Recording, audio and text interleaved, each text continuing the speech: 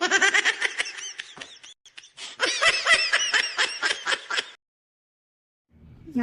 normal lang yung mga inang puto pag kinikilig.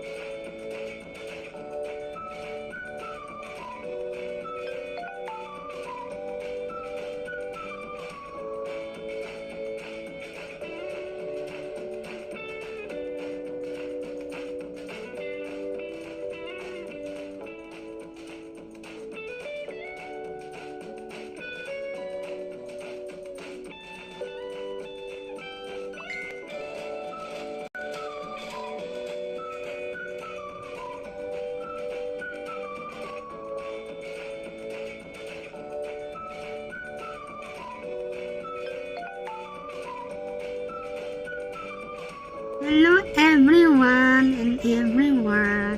Alam niyo ba, mula sa pagiging sikat at mula rin ho sa dami ng followers kung paano kami dito kay Meta, basta masipag lang at consistent at syempre original content ng ating i-upload, pwede tayo kami dito kay Meta.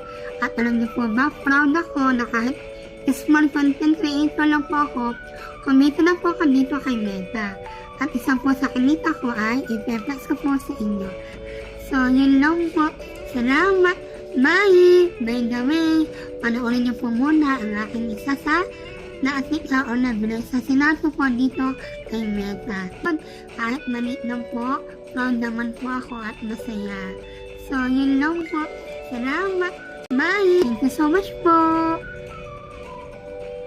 Ito na nga po pala yung sinahod ko dito po kay Meta. At dahil gato na nga po yung upuan ng aming tricycle at nag-aalala po ako na baka habang nananakbo o nasa daan kami, ay bigyan lang po kaming mahulog pa ilalim ng aking anak habang kami isakay ng kanyang ama sa aming tricycle. Kaya nag-decide po ako ang naglambing po si Habi na kung pwede, palitan na po namin ang bago at matibay na at may plastic cover na rin po yan. Kaya iwas kalmat na rin po ng pusa. So, yun lang po. Salamat. Bye! Sana na-inspire po kayo sa aking munting ibinahagi kung saan ko po dinala ang aking kinita kay Meta. Salamat po!